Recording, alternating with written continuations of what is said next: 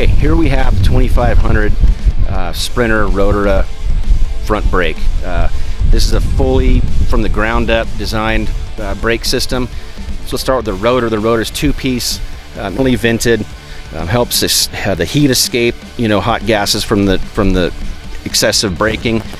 We have machined grooves in the rotor, which also help dissipate heat.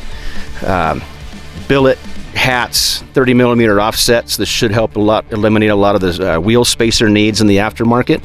6-piston front caliper. This is huge, zinc plated caliper. This thing's a monster.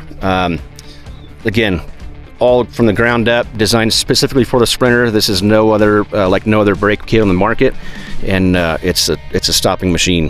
The front and rear Rotora brake kit for the 2500 Sprinter is available for the manual e-brake Sprinter van and now the electronic parking brake Sprinter van. So we're the first to market with that. They come with stainless steel braided brake lines, protective sleeving.